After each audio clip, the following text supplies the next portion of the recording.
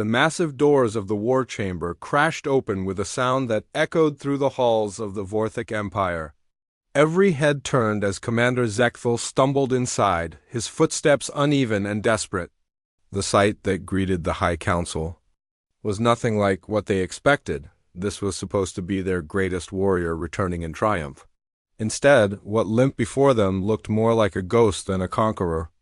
Zekthal's armor, once polished to mirror brightness and decorated with the medals of 100 victories, now hung in twisted, melted pieces.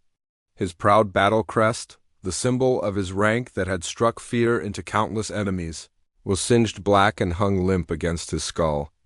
"By the ancient fires," whispered Council Elder Throck, his voice barely audible in the stunned silence. "What happened to him?"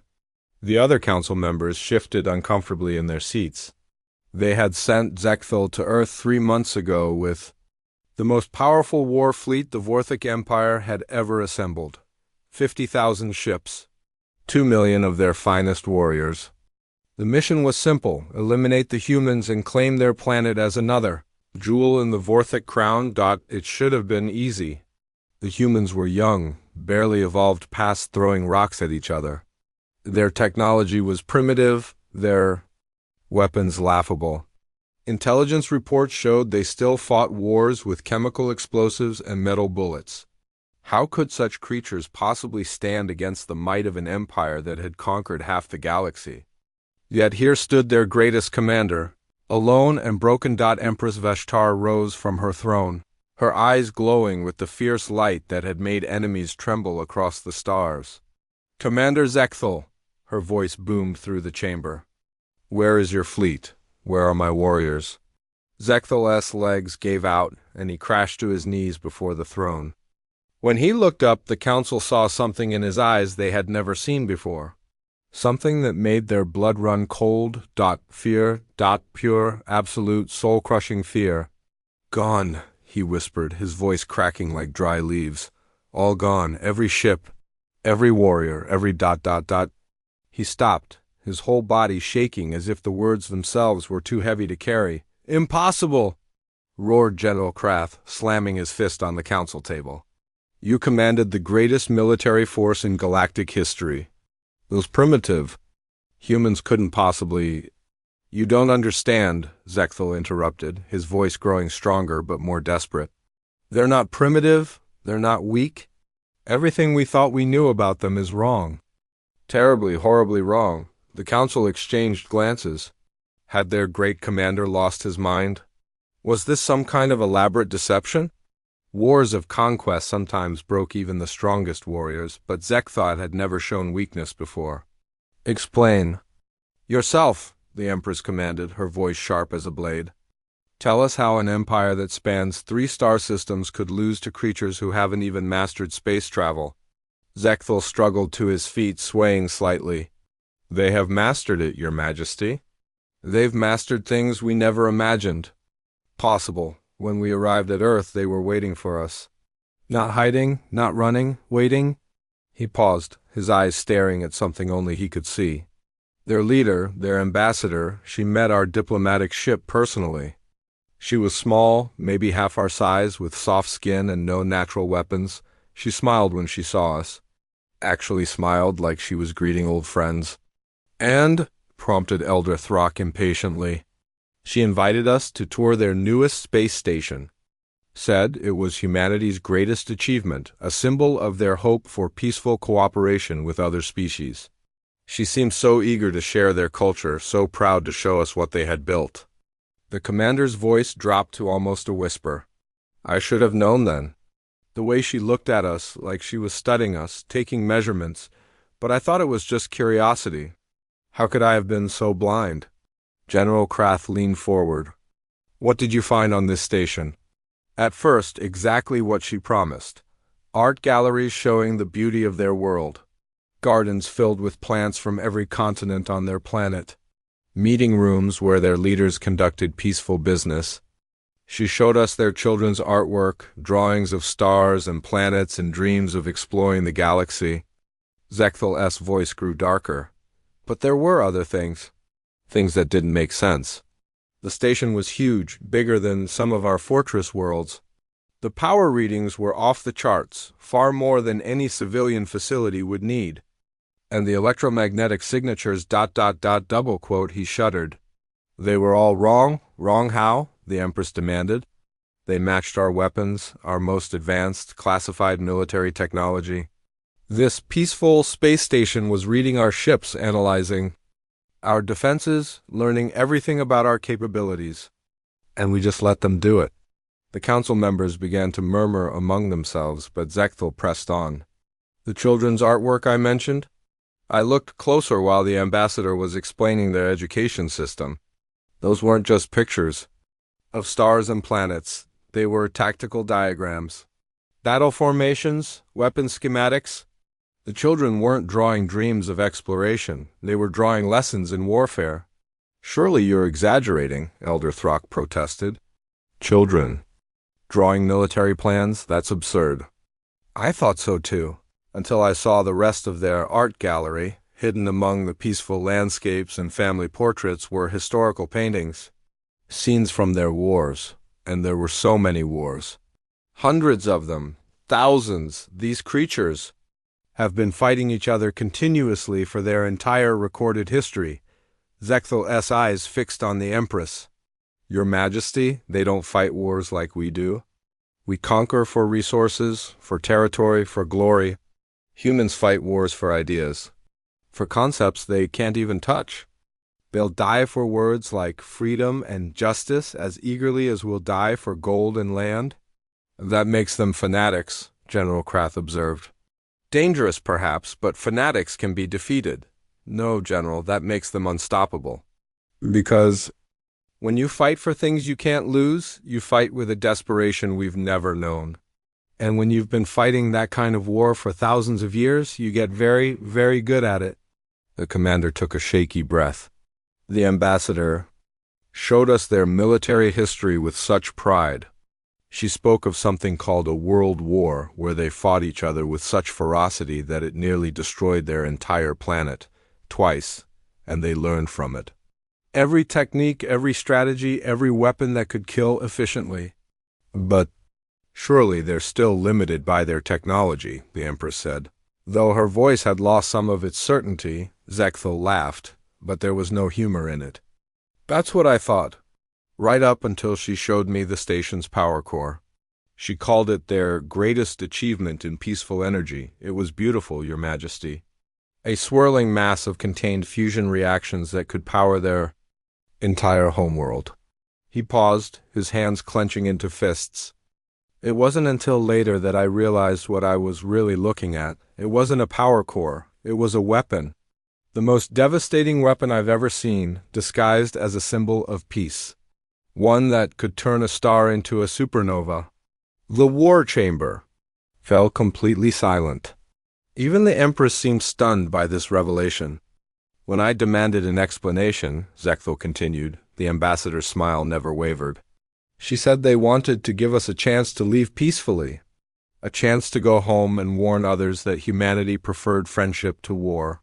But if we chose war instead.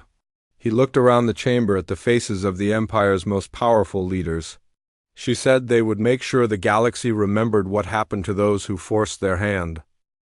The memory hit Zechthel like a physical blow as he stood before the council. His mind drifted back to that fateful day when everything changed, when his understanding of the universe was turned upside down by creatures who looked so harmless. It had started perfectly. The Vorthak fleet emerged from hyperspace at the edge of Earth's solar system, their ships arranged in the traditional formation of conquest.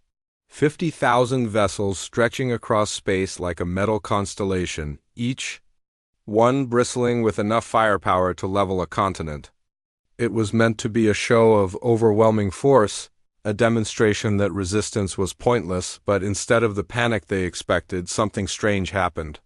The humans sent a single small ship to meet them, not a warship, not even a military vessel. It was painted white with symbols that their translators identified as representing peace and diplomacy.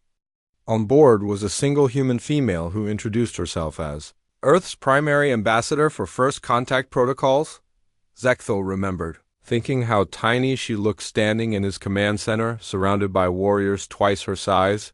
She wore simple clothes, carried no visible weapons, and seemed genuinely excited to meet them. Her first words were an invitation. "Welcome to our solar system," she had said, her eyes bright with what appeared to be innocent curiosity. "We've been hoping for this day for so long. Would you like to see what we've built while we waited for you?" The invitation was to visit humanity's newest orbital construction, something they called Unity Station. The ambassador explained it with such enthusiasm, describing it as their species' greatest achievement in peaceful cooperation. She spoke of art galleries, cultural exhibits, and meeting spaces designed to welcome visitors from across the galaxy. "We want to show you who we really are," she had said. "Not through words, but through our actions and our dreams." It sounded innocent enough. Intelligence reports had shown that humans were still primitive, barely capable of reaching their own moon with chemical rockets. How impressive could their space station really be? The first surprise came when they saw it.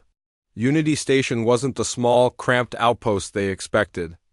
It was massive, easily the size of a small moon, with graceful curves and gleaming surfaces that caught the light of their star in beautiful patterns. It looked more like a work of art than a piece of technology. The ambassador met them at the docking bay personally, still wearing that same warm smile. She led them through corridors filled with displays showing Earth's natural beauty. Waterfalls, forests, mountains, and oceans stretched across video screens, accompanied by soft music that somehow made even hardened warriors feel peaceful. "This is our home," she explained as they walked. "Every species we've met in our imagination has always wondered what other worlds might look like. We wanted to show you ours first, as a gesture of trust and friendship." The cultural center was everything she had promised. Art from every human civilization lined the walls, showing the incredible diversity of their species. Paintings, sculptures, and artifacts that spoke of a people who valued beauty and creativity. In one section, children's artwork covered an entire wall, showing their innocent dreams of meeting aliens from distant stars, but Zekthil began to notice things that didn't quite fit. The station's power readings were enormous, far beyond what would be needed for lighting and life support. When he commented on this, the ambassador laughed and explained that humans always built things bigger than necessary, just in case they needed to expand later. "We're optimists," she said. "We always hope for the best possible outcome." In the children's art section, something caught his attention. Mixed in with the colorful drawings of friendly aliens and space adventures were other pictures. At first glance, they looked like abstract art, but as Zekthil studied them more closely, he realized they were diagrams. Star charts, tactical formations, weapon designs drawn with the innocent precision that only children possess. When he asked about these, the ambassador's smile never wavered. "Children are natural engineers," she explained. "They love to figure out how things work. Our schools encourage them to think about complex problems from an early age." The historical section was equally revealing. The ambassador guided them through humanity's timeline with obvious pride, showing their development from primitive hunters to spacefaring civilization. But the exhibits focused heavily on their conflicts, wars that spanned continents, battles that involved entire populations, weapons that grew more sophisticated with each generation. "We've learned a lot from our mistakes," the ambassador said as they stood before a display showing the devastation of their world wars. "Every conflict taught us something new about strategy, technology, and the cost of violence." What struck Zekthil most was how casually she discussed destruction that would have horrified most species. Humans spoke of wars that killed millions as learning experiences. They analyzed their own capacity for violence with the same scientific curiosity. They applied to exploring space. The technology sections were the most disturbing. The humans had developed weapons far beyond what their apparent technological level should have allowed.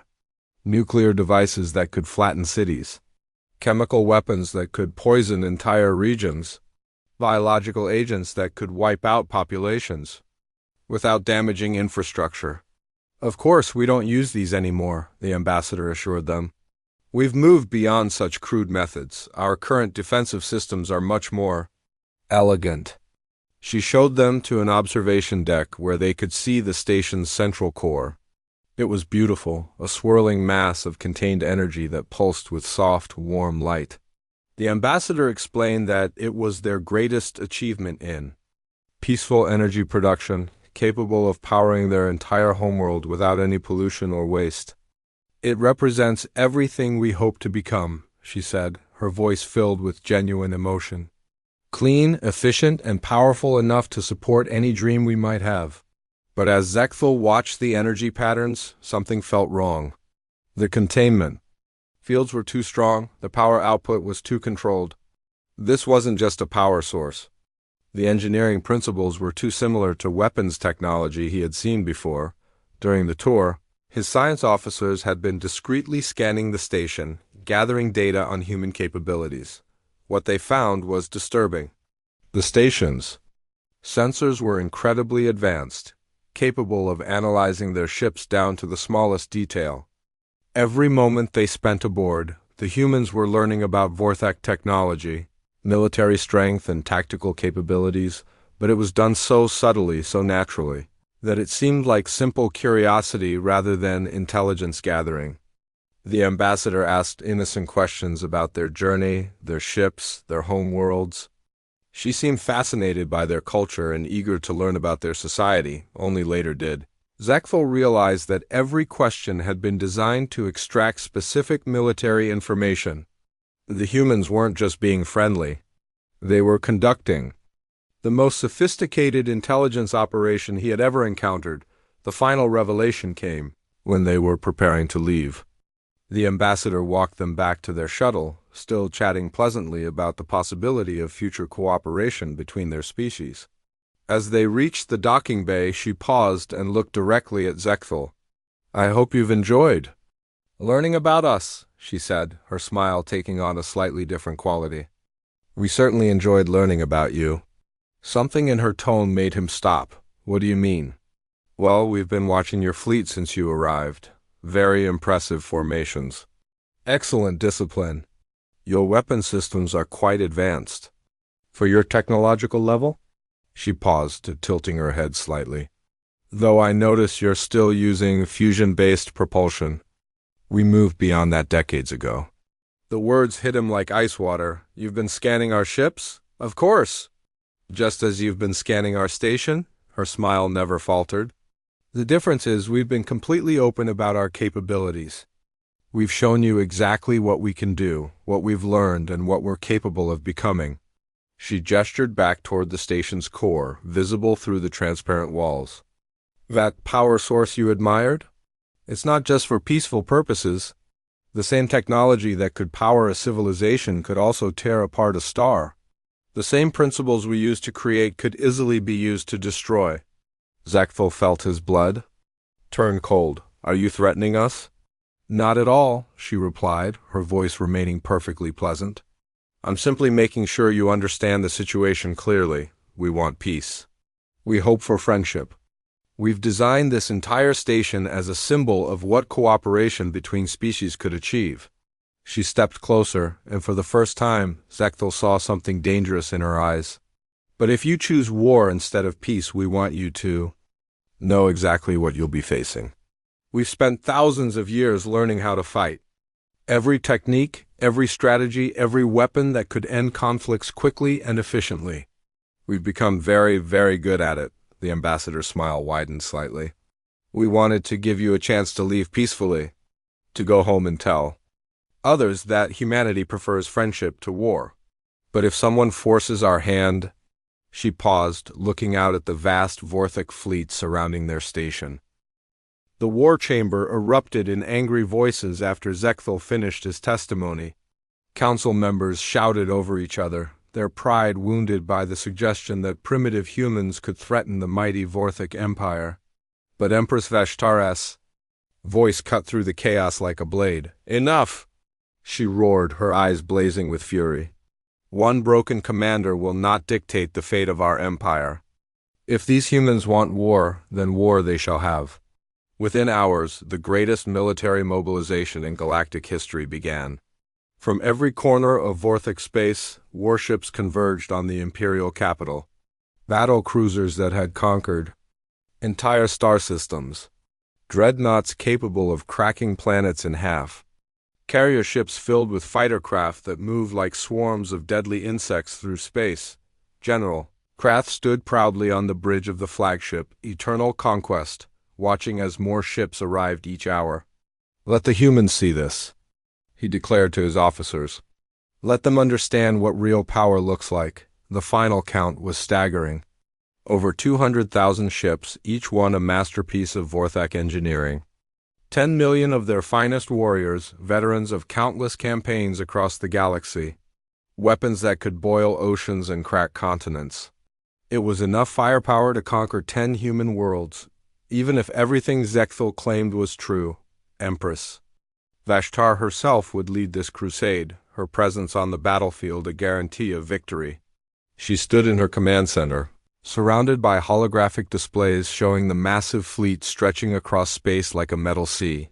"Today," she announced to her forces, "we will teach the galaxy what happens to those who dare threaten the Vorthic Empire. These humans will serve as an example that will echo through the stars for 1,000 generations." The journey to Earth took 3 weeks. During that time, intelligence officers worked around the clock, analyzing every scrap of information about human capabilities. They studied Zekthal-S reports, examined the scanner data from Unity Station, and prepared tactical assessments for the coming battle. But as they traveled deeper into human space, strange things began to happen. Their long-range sensors picked up unusual activity throughout the region. Ships moving in patterns that didn't match civilian traffic. Energy signatures from planets that should have been peaceful colonies. "Your Majesty," reported the chief. "Intelligence officer, we're detecting military movements across multiple human systems. It appears they're mobilizing their forces." The Empress laughed coldly. "Let them mobilize. Even if every human picks up a weapon, they cannot stand against U.S., but the intercepted communications told a different story. The Vorthak had expected to hear panic in human transmissions. Instead, they found something far more unsettling. The humans weren't panicking. They were recruiting. Broadcasting across their entire civilization were messages that chilled even hardened warriors. "Attention citizens of Earth and all colonies." The transmissions began. "Our homeworld faces an existential threat. We are calling for volunteers to defend humanity against an enemy that seeks our complete destruction." What followed wasn't desperate pleading. It was professional, organized, and terrifyingly calm. The humans spoke of defense protocols that had been planned for decades. They mentioned contingency strategies and total war scenarios as if they had been preparing for this exact situation their entire lives. "Volunteer for the Home Defense Fleet," one broadcast continued. "Help us make the stars remember who we are. Help us ensure that anyone who threatens humanity understands the price of that choice." The recruitment messages were accompanied by training videos that made Vorthic intelligence officers exchange worried glances. Humans demonstrated weapons technology that shouldn't have existed. Ships that could fold space in ways that defied known physics. Tactical formations that treated individual lives as acceptable losses in service of larger strategic goals. "They're not just defending their home," observed the intelligence chief. "They're preparing for a war of extermination." As the Vorthic fleet approached Earth's solar system, more disturbing information emerged. Human colonies that had seemed peaceful and agricultural were revealing hidden military installations. Massive shipyards that had been disguised as mining operations. Defense platforms that had been camouflaged as research stations. The humans had spent generations preparing for this moment. Every settlement in their expanding territory served dual purposes. Every civilian facility could transform into a military stronghold within hours. Every citizen had received basic combat training alongside their regular education. "It's impossible," General Krath muttered as he reviewed the intelligence reports. No species maintains this level of military readiness. During peacetime, the cost would be enormous, but the humans had found a way to make it work. Their entire culture was built around the concept of citizen soldiers. Every individual was expected to contribute to their species' defense if needed. Children learned tactical thinking alongside mathematics. Artists studied weapon design as part of their creative education. Scientists developed technologies that could serve both peaceful and military purposes. The intercepted communications became even more chilling as they drew closer to Earth. Human commanders weren't issuing desperate orders. They were conducting calm, professional briefings about acceptable casualty rates and strategic sacrifice zones. They spoke of using their own colonies as bait to draw Vorthak forces into carefully prepared traps. Estimated enemy fleet composition suggests they're planning a direct assault on Earth, one transmission reported. We'll let them come. All outer colonies are prepared for scorched Earth protocols. Nothing useful will survive their advance, and every system they take will cost them more than they can afford. The humans were willing to destroy their own worlds, rather than let them fall into enemy hands. They spoke of evacuating civilians and then turning entire planets into death traps for invading forces. It was a level of strategic ruthlessness that impressed even Vorthak generals, but the most disturbing discovery came when they intercepted internal human military communications. The forces preparing to defend Earth weren't their entire military. They were just their rapid response units and advanced scouts. The real human war fleet was still mobilizing from the outer reaches of their territory. Ships and weapons that had been hidden for decades were finally being revealed. Manufacturing centers that had appeared to produce peaceful goods were switching to military production at rates that seemed impossible. How many ships do they have? Empress Vashtar demanded. The intelligence officer hesitated before answering. We're not sure, Your Majesty. Our estimates keep changing as we discover more hidden facilities. But based on the communication patterns we're intercepting, it could be significantly more than we initially calculated.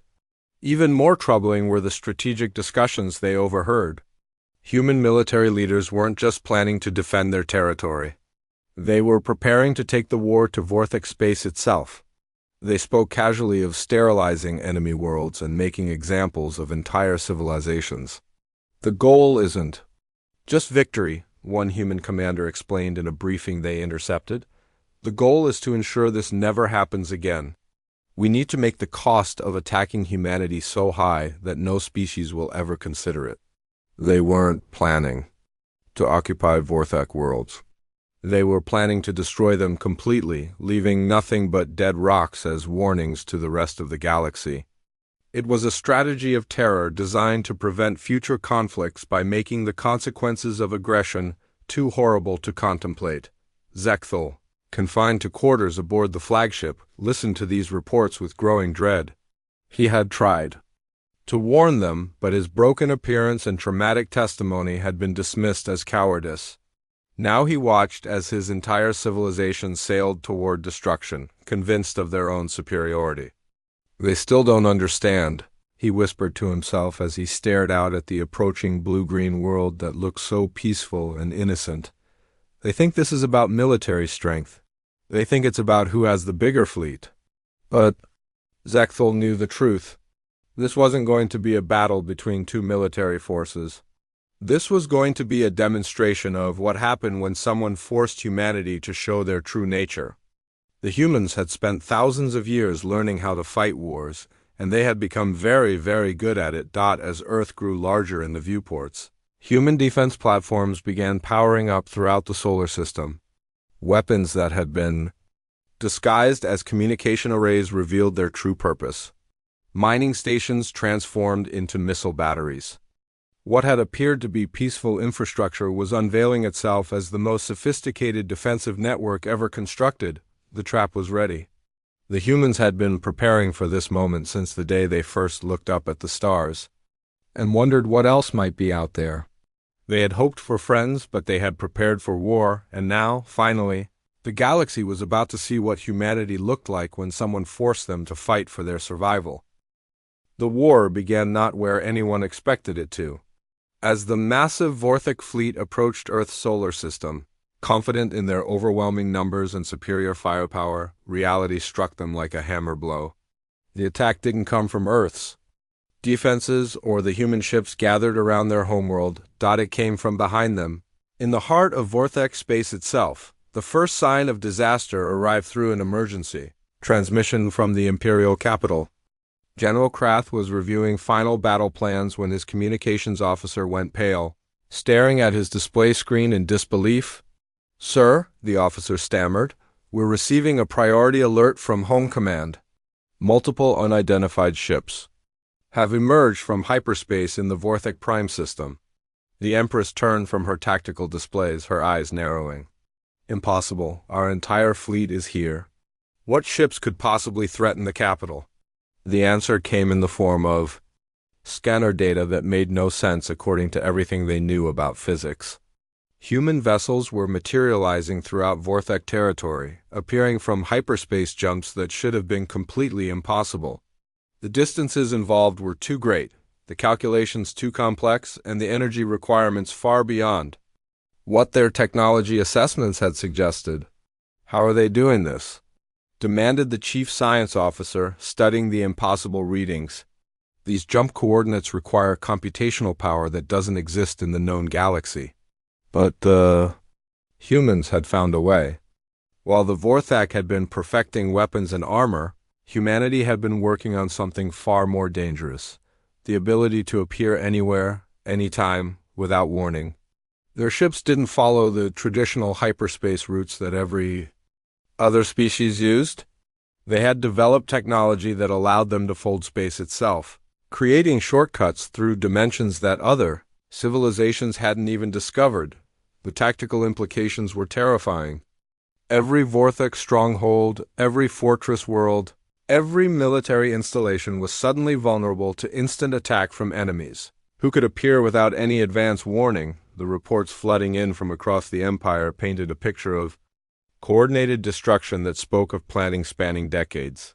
Human forces weren't just attacking randomly. They were hitting specific targets with surgical precision, taking out communication networks, supply lines, and command centers with the efficiency of a species that had studied Vorthik weaknesses for years. "They're not fighting like we expected," observed General Krath as he watched the tactical displays update with each new disaster. "They're not trying to match our strength with their strength, they're using our size against us." The human strategy was becoming clear, and it was brilliant in its simplicity. Instead of engaging the main Vorthak fleet in direct combat, they had struck at the Empire's foundation. Without communication networks, the various Vorthak forces couldn't coordinate. Without supply lines, their massive ships became useless, metal floating in space. Without command centers, their military hierarchy collapsed into chaos. But it was the nature of human combat that truly shocked the Vorthek observers. Intercepted communications revealed that human commanders treated their own forces with a casual acceptance of loss that bordered on the terrifying. They spoke of acceptable casualty rates and expendable units, with the same calm professionalism that Vorthak officers used to discuss supply requisitions. "Strike Team 7, you're authorized for total commitment," came one transmission that chilled even hardened warriors. "Your mission is more important than your survival. Make it count." And the human crews responded with enthusiasm rather than fear. "Understood, Command. It's been an honor." "Strike Team 7, going to full burn." The humans fought with a combination of tactical brilliance and suicidal determination that made victory almost secondary to the demonstration of their capabilities. They treated their own lives as tools to achieve strategic objectives, and they wielded those tools with terrifying efficiency. Vorthak ships, designed to intimidate through sheer size and overwhelming firepower, became easy targets for human weapons that seemed to bend the laws of physics. Weapons that could phase through traditional shields, projectiles that accelerated to impossible speeds, and energy beams that could cut through the strongest armor like it was paper. "How are their weapons so advanced?" the Empress demanded as she watched her flagship's shields fail under human fire. Our intelligence reports showed primitive technology. The answer was becoming clear through painful experience. The humans had deliberately shown them outdated equipment during first contact. Every scan, every analysis, every intelligence report had been carefully orchestrated to make humanity appear weaker than they really were. While the Vorthak thought they were observing primitive creatures with basic technology, the humans had been conducting the most sophisticated deception in galactic history. The real human military technology was generations ahead of what they had revealed. Ships that could phase in and out of normal space, making them nearly impossible to target. Weapons that could adapt their frequency and power output in real time, automatically adjusting to overcome any defense. Command systems that could coordinate millions of units across vast distances with split-second precision. But perhaps most terrifying of all was the human approach to warfare itself. As the battle raged across multiple star systems, intercepted communications revealed the true scope of their strategy.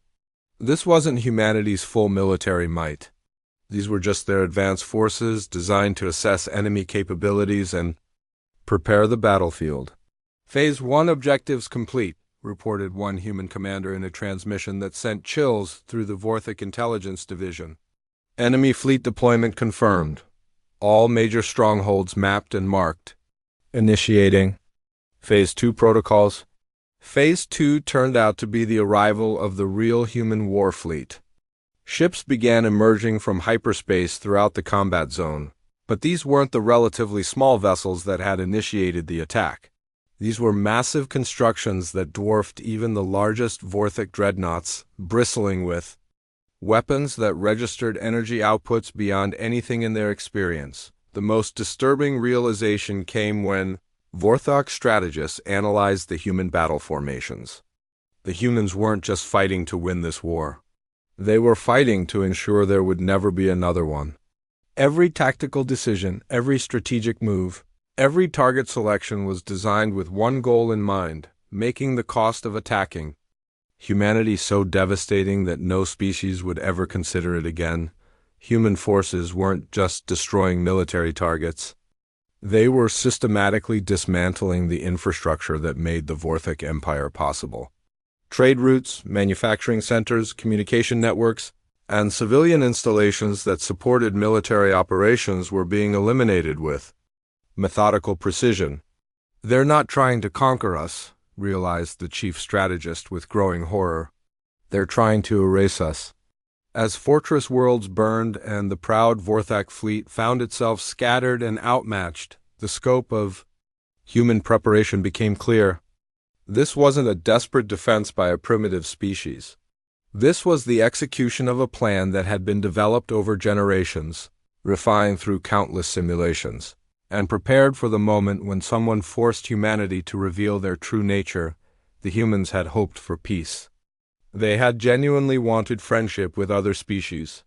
But they had also prepared for the possibility that someone would mistake their peaceful intentions for weakness. And when that mistake was made, they were ready to demonstrate exactly why peaceful species often became the most dangerous enemies. Empress Veshtar stood on her bridge, watching as the pride of her empire burned around her. Her magnificent fleet, her proud warriors, her unconquerable empire were being systematically destroyed by creatures she had dismissed as primitive. The intercepted human communications made it clear that this was just the beginning. "All units, prepare for Phase 3 initiation," came the calm voice of a human commander. "Target confirmation complete. Civilian evacuation windows have expired. Authorization received for total sterilization protocols." The humans weren't planning to occupy Vorthak worlds. They were planning to eliminate them entirely, leaving nothing but dead rocks as monuments to what happened when someone forced their hand. It was a strategy of absolute deterrence, designed to ensure that the lesson learned from this war would echo through the galaxy for thousands of years. As Zekthal had tried to warn them, humanity's greatest strength wasn't their technology or their numbers. It was their willingness to do whatever was necessary to protect their species, combined with thousands of years of experience in making those hard choices. The burning sky above the Vortha Capital told the story of what happened when someone made the mistake of attacking beings who had spent their entire evolutionary history learning how to survive against impossible odds. The silence was deafening. Where once the proud capital of the Vorthic Empire had buzzed with the activity of billions, now only the wind moved through empty streets. Magnificent towers that had reached toward the stars lay in ruins, their metal frameworks twisted into unrecognizable shapes. The great palace where emperors had ruled for 1,000 years was nothing more than a crater filled with cooling glass. Commander Zekfil stood at the edge of what had once been the Grand Plaza, his feet crunching on debris that had once been monuments to Vorthak glory. Around him, the few survivors of his species huddled together like lost children, their eyes hollow with the shock of absolute defeat. They were refugees now, living on a barren moon that had served as a mining outpost during better times. The irony wasn't lost on him. The Vorthak, who had conquered half the galaxy and considered themselves the masters of the universe, were now grateful for whatever shelter they could find among the rocks and dust of a forgotten world. The human fleet hung in orbit above them like a constellation of judgment. Hundreds of ships, each one capable of reducing their little moon to cosmic dust with a single thought. But the humans weren't there as conquerors. They were there as something far more terrifying, teachers. 3 months had passed since the last Vorthak stronghold had fallen. 3 months since the proud empire had been reduced to scattered groups of survivors hiding in the deepest corners of space. The humans had moved through their territory with methodical precision, not occupying worlds but sterilizing them, leaving behind monuments to the cost of forcing their hand. Zekthal remembered the intercepted transmissions during those final days, human commanders discussing their progress with the same calm professionalism they had shown throughout the war. Sector 7 pacification complete. Infrastructure eliminated, military potential neutralized, civilian populations relocated to designated safe zones. The humans had been as good as their word. They hadn't slaughtered innocent civilians or engaged in the kind of brutal conquest that characterized most galactic wars. Instead, they had systematically dismantled everything that had made the Vorthak Empire possible, then gathered the survivors and delivered them to predetermined locations where they could rebuild their lives under new circumstances. But those new circumstances came with conditions that were both merciful and terrifying. The sound of approaching engines broke through his thoughts. A single human transport was descending through the thin atmosphere, its sleek design a stark contrast to the angular brutality of Vorthak military architecture. As it touched down on the makeshift landing pad, Zekthal felt his heart sink with recognition. The same ambassador who had welcomed him to Unity Station stepped out of the transport, still wearing that same calm smile that had haunted his nightmares. She looked exactly as she had months ago, as if the complete destruction of a galactic empire had been nothing more than an afternoon's work. Behind her came a small escort of human soldiers, but they weren't there for protection. They were there as witnesses to what was about to become the most important conversation in galactic history. Commander Zekthal, the ambassador said, her voice carrying the same warmth it had during their first meeting. I'm glad to see you survived. We were hoping you would be here for this. She gestured toward the gathered Vorthik survivors, perhaps 10,000 individuals who represented all that remained of a civilization that had once numbered in the billions. We have an offer to make, one that will determine the future of your species. The surviving Vorthak leaders, what was left of the High Council and military command, gathered around as the ambassador began to speak. Her words were measured, carefully chosen, and delivered with the kind of calm authority that came from absolute victory. Your empire is gone, she began, stating the obvious with gentle finality. Your military is destroyed, your worlds are uninhabitable, and your influence across the galaxy has ended. You could see this as a tragedy, the end of everything your species has worked to build. She paused, looking out at the faces of the defeated survivors.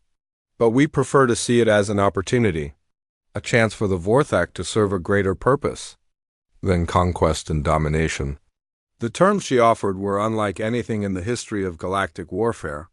The Vorthak would survive, but they would spend the next 1,000 years serving as humanity's messengers to the stars. They would travel to every corner of the galaxy, visiting every species, every civilization, every world that harbored life, and they would tell the same story over and over again for 1,000 generations. You will explain what happened here, the ambassador continued, her smile never wavering. You will tell them about the Vorthak Empire, about your power and your pride.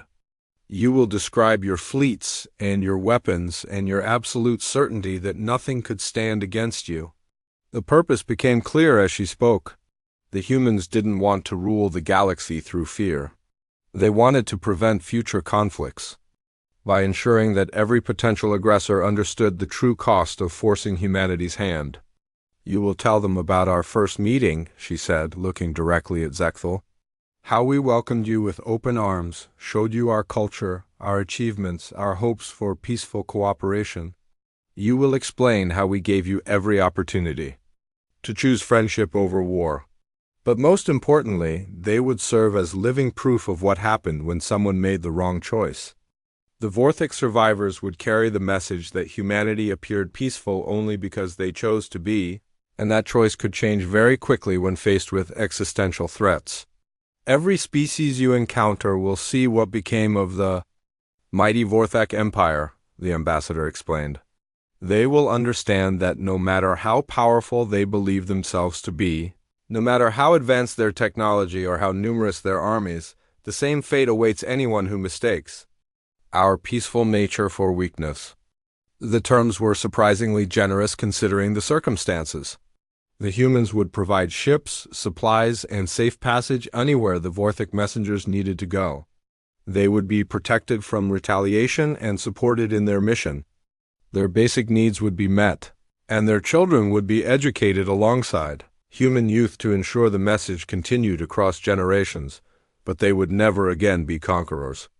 They would never again threaten other species or seek to expand their territory through force. They would exist solely to serve as a warning to others, a living reminder of the consequences of choosing war over peace. Why? Asked one of the surviving council members, his voice broken with defeat. Why not simply destroy us completely? Why allow us to live at all? The ambassador's expression grew thoughtful. Because complete destruction teaches nothing. Dead civilizations can't share their experiences or warn others about the choices they made. We need you alive, not as punishment, but as teachers. She gestured toward the human ships hanging in orbit above them. We could have eliminated every trace of your species from the galaxy. It would have been easier, certainly more final. But then the lesson would die with you, and someday someone else would make the same mistake your empire made. The true brilliance of the human strategy became clear. They weren't interested in ruling through fear or establishing an empire of their own. Instead, they were creating a sustainable peace by ensuring that every potential aggressor would know exactly what they were risking if they chose violence over diplomacy. Zekthal found himself speaking before he realized it. You never wanted to destroy us, did you? From the very beginning, this was always the plan. The ambassador's smile widened slightly. We hoped it wouldn't be necessary. We genuinely wanted friendship, cooperation, and peaceful coexistence. But, yes, we prepared for this possibility. We've learned from our own history that peace requires both the desire for harmony and the strength to defend it when necessary. As the reality of their situation settled over the survivors, many began to understand that they were being offered something unprecedented in galactic history. Instead of extinction or slavery, they were being given purpose. Their defeat would serve to prevent countless future wars by ensuring that potential aggressors understood the true cost of their choices. The ambassador prepared to leave, but she paused at the entrance to her transport. There's one more thing you should know, she said, her voice carrying a note of genuine sadness. We never enjoyed this. Every ship we destroyed, every world we sterilized, every life lost in this conflict weighs on our conscience. We fought this war not because we wanted to, but because you forced us to choose between your empire and our survival." She looked back at the gathered survivors one final time. "That's perhaps the most important message you'll carry to the stars. Humanity doesn't wage war for glory or conquest or resources. We fight only when we have no choice, but when that moment comes, we fight to ensure we never have to make that choice again." As the human transport lifted off and disappeared into the star-filled sky, Zechthel understood his true role in the story that would echo through the galaxy for millennia to come. He wasn't just a survivor or a messenger. He was living proof that humanity's greatest strength wasn't their technology or their tactics,